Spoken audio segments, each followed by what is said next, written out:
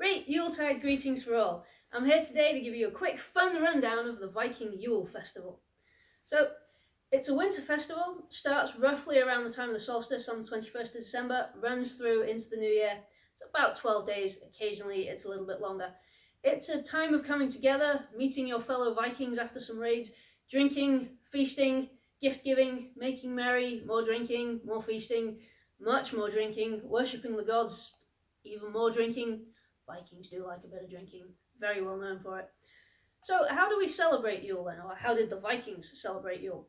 Well, there were lots of ways of doing it. You could hang mistletoe. This was a famous Viking thing to do. They didn't necessarily kiss underneath it, it was just a sort of festive array of green to hang around as an evergreen tree. One thing you don't want to do though is you don't want to let this little chap Loki get anywhere near it. Loki is known for killing people under the mistletoe rather than kissing them, so I think you'd want to keep him away from any festivity that has mistletoe involved with it. What could we do that's less dangerous then? We could decorate a tree.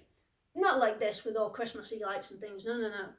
Yuletide trees would be decorated with images of the gods, bits of food, some clothing, anything you can lay your hands on really, but it would be another evergreen tree to bring some colour and light into the Viking homestead.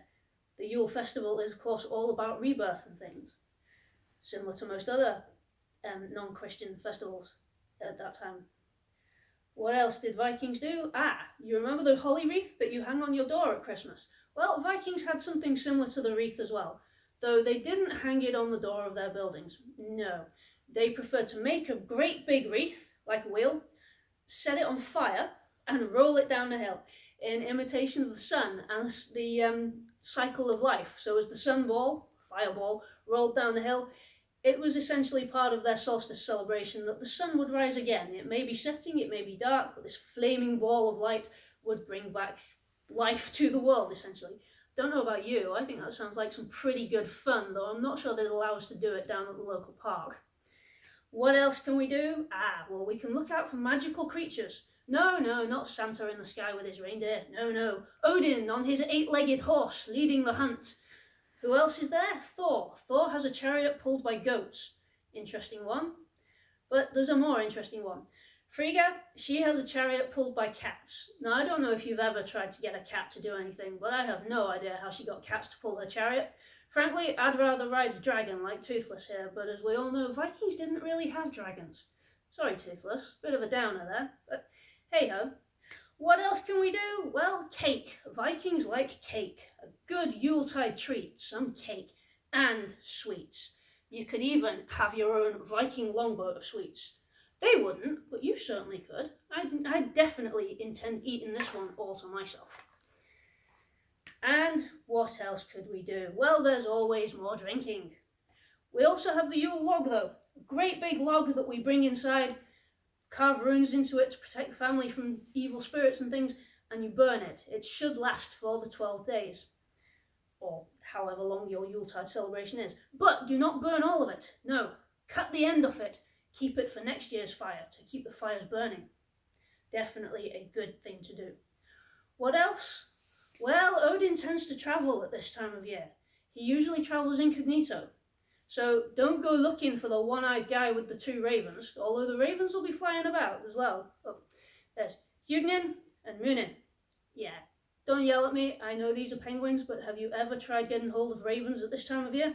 Anyhow, Odin's ravens, they will have scoured the world all year, looking around at people and reporting who's been a good Viking, who's been a bad Viking, who's done good deeds, who's done bad deeds, who gets to go to Valhalla and who really doesn't.